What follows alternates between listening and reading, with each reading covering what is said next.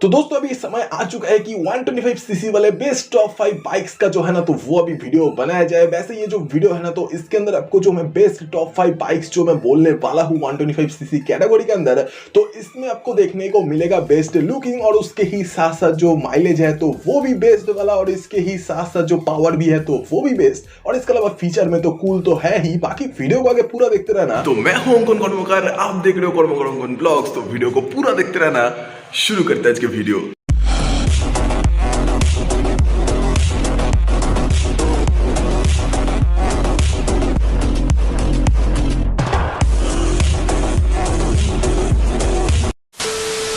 तो दोस्तों अभी टॉप 5 125 सीसी वाला जो बाइक्स है ना तो उसके अंदर हम लोग सबसे पहले जो 5 नंबर पर बाइक है तो उसके बारे में बात करेंगे। वैसे ये जो 5 नंबर पर जो बाइक है ना तो वो है होंडा कंपनी का ही एसपी 125। वैसे दोस्तों इसके लुक्स के बारे में अगर बात किया जाए, भाई इसका भी जो लुक्स है तो वो भी मॉडर्न तरीके का लुक्स है, जो कि देख ही सकते होंगे बहुत ज्यादा शार्प लुक के साथ में ही है। बाकी ये जो बाइक है ना तो इसके अंदर आपको जो पावर है तो वो भी ठीक ठाक देखने को मिलेगा। मतलब कि होंडा एसपी 125 के अंदर आपको जो इंजन है ना तो इसके भी अंदर आपको 125 सीसी वाला ही कुछ देखने को मिलेगा, जो कि ऑयल कूल वाला तो नहीं लेकिन है एयर कूल वाला ही इंजन है। और ये जो इंजन मैक्सिमम पावर प्रोड्यूस करता है ना तो वो है 10.7 bhp पर। ये वाला इंजन जो मैक्सिमम टॉर्क प्रोड्यूस करता है तो वो है 10.9 Nm। बाकी 5 स्पीड वाला जो गियर बॉक्स है तो वो इस वाले इंजन के साथ में देखने को मिलेगा। मतलब पावर जो है तो वो तो ठीक ठाक दिया गया ही है। बाकी इस वाले बाइक के बारे में बोला कुछ यही जाता है कि 60 से लेके ऑलमोस्ट 70 kmpl के अंदर अंदर जो माइलेज है तो वो कुछ दे देता है ये बाइक, मतलब 1 लीटर पेट्रोल में। और इसके अलावा तो ये भी कुछ सीन है कि भाई ये जो बाइक है ना तो इसके अंदर आपको देखने को मिलेगा जो ब्रेकिंग सिस्टम तो वो भी है डिस्क ब्रेक के साथ में जो कॉम्बाइंड ब्रेकिंग सिस्टम है तो वो, और इसके अलावा लाइट्स का भी जो सेटअप है तो वो भी आपको देखने को मिलने वाला है एलईडी के ही अंदर अंदर। और इसके साथ साथ तो ये भी है कि इस वाले बाइक के अंदर आपको एक पूरे ही तरीके से डिजिटल वाला मीटर कंसोल देखने को मिलेगा, जिसके अंदर आपको जो ये गियर पोजिशनिंग इंडिकेटर है तो यही हाईलाइटेड वाला एक पार्ट है इस वाले बाइक में। लेकिन वैसे दोस्तों अगर देखा जाए नंबर 4th पोजीशन की तरफ तो भाई नंबर 4th पे जो बैठा हुआ है ना तो वो है बजाज का ही पल्सर NS 125। वैसे दोस्तों ये जो मॉडल है ना तो इसको मैंने इसी वजह से रखा क्योंकि भाई देखो इस वाले मॉडल का जो इंजन है ना तो ये थोड़ा सा पावरफुल है दूसरे वाले इंजन के मुकाबले, मतलब 125 सीसी वाले दूसरे कंपनी के।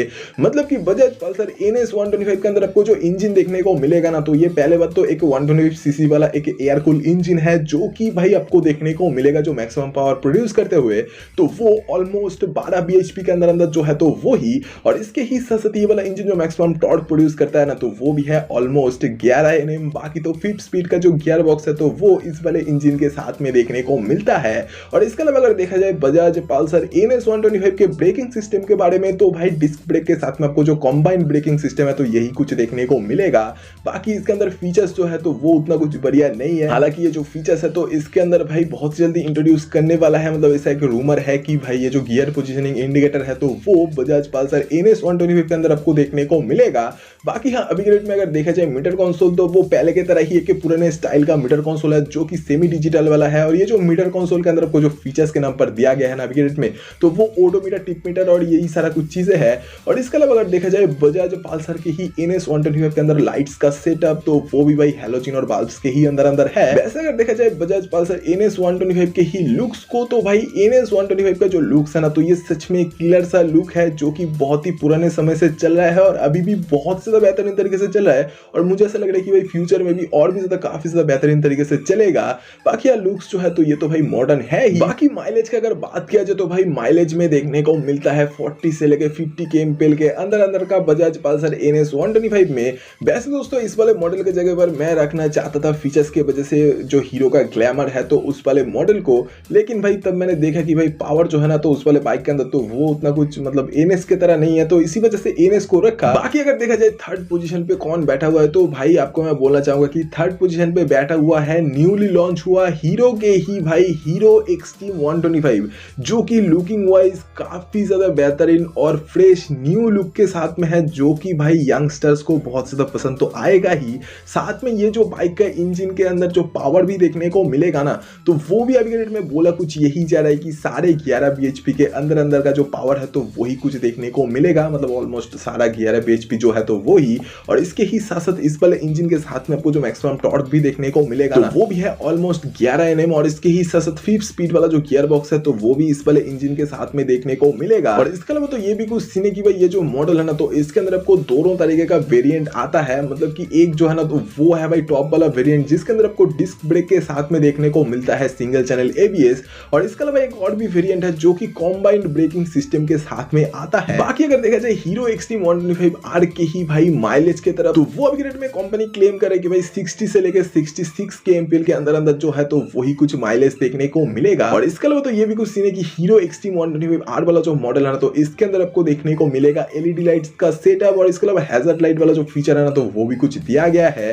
बाकी अगर देखा जाए हीरो एक्सट्रीम 125 के आर वाले मॉडल की तरफ तो इसके अंदर आपको देखने को मिलेगा कि पूरे ही तरीके से डिजिटल वाला मीटर कंसोल जिसके अंदर आपको देखने को मिलेगा ब्लूटूथ नेविगेशन कनेक्टिविटी जो है तो वो भी। और इसके ही साथ तो ये भी है कि भाई नंबर 2 पर जो बैठा हुआ है ना तो वो है भाई हमारा प्यारा टीवीएस का ही टीवीएस रेडिएटर 125। वैसे दोस्तों टीवीएस रेडिएटर 125 के ही टॉप वाले मॉडल के बारे में ही अभी हम लोग बात करने वाले हैं। और वैसे टॉप वाले मॉडल में ही जो फीचर्स है ना तो वो असल में देखने को मिलता है, मतलब कि राइडिंग मोड से लेके ब्लूटूथ नेविगेशन कनेक्टिविटी और इसके ही साथ साथ जो भाई देखने को मिलता है मीटर कंसोल में भी जो थीम वगैरह अलग से तो वो भी, मतलब कि ये जो टीवीएस रेडिएटर 125 के ही टॉप वाले मॉडल में जो मीटर कंसोल देखने को मिलता है ना तो ये पूरे तरीके से कलरफुल वाला मीटर कंसोल है जिसके अंदर आपको मैंने तो बता ही दिया क्या क्या कुछ फीचर्स देखने को मिलता ही है। साथ में जो पावर भी देखने को मिलता है ना टीवीएस रेडिएटर 125 तो ये है भाई ऑलमोस्ट 11.5 bhp पर। इसके ही साथ साथ इसके अंदर आपको जो मैक्सिमम टॉर्क देखने को मिलता है ना तो ये भी है ऑलमोस्ट 11 Nm। बाकी 5 स्पीड वाला जो गियर बॉक्स है तो वो भी टीवीएस रेडिएटर 125 में देखने को मिलता है। बाकी तो टीवीएस रेडिएटर 125 का जो इंजन है ना तो ये एक 3 वाल्व वाला इंजन है जो कि single cylinder air cool plus oil cool वाला ही इंजन है 125 सीसी वाला। और इसके अलावा अगर देखा जाए टीवीएस रेडिएटर 125 में और क्या कुछ न्यू देखने को मिला है तो भाई बताना चाहूंगा डिस्क ब्रेक के साथ में जो कॉम्बाइंड ब्रेकिंग सिस्टम है तो यही कुछ देखने को मिलता है। और लाइट्स का भी जो सेटअप है तो वो भी मेन वाला जो है तो वो आपको एलईडी के अंदर देखने को मिलेगा। और इसके अलावा अगर देखा जाए टीवीएस रेडिएटर के ही माइलेज की तरफ तो ये भाई 40 से लेके 50 kmpl के अंदर जो माइलेज है तो वो कुछ प्रोड्यूस करता है। तो यही है भाई नंबर 2 पोजीशन पे। लेकिन भाई फर्स्ट पोजीशन पे जो है ना तो वो है केटीएम का ही केटीएम 125 ड्यूक। और वैसे दोस्तों केटीएम ड्यूक 125 वाला जो मॉडल है ना तो इसके अंदर आपको पहले बात तो जो ब्रेकिंग सिस्टम देखने को मिलता है तो ये भी है भाई डिस्क ब्रेक के साथ में सिंगल चैनल एबीएस का ऑप्शन। और इसके ही साथ साथ जो सस्पेंशन सेटअप भी है ना इस वाले मॉडल का तो वो आपको देखने को मिलने वाला है। सामने यूएसडी फोक्स और पीछे मोनोशॉक एब्जॉर्बर। और इसके अलावा तो ये भी कुछ सीन है कि जो केटीएम ड्यूक 125 वाला मॉडल है तो इसके अंदर आपको एक लिक्विड कूल वाला 4 वाल्व वाला 125 सीसी वाला ही इंजन देखने को मिलेगा सिंगल सिलेंडर का, जो कि मैक्सिमम पावर जो प्रोड्यूस करने वाला है ना तो वो है भाई 14 bhp। और ये वाला जो इंजन मैक्सिमम टॉर्क प्रोड्यूस करता है ना तो वो है भाई 12 Nm का। और इसके ही साथ 6 स्पीड वाला जो गियर बॉक्स है तो वो भी कुछ देखने को मिलेगा इस वाले इंजन के साथ में। हालांकि इसका जो माइलेज है ना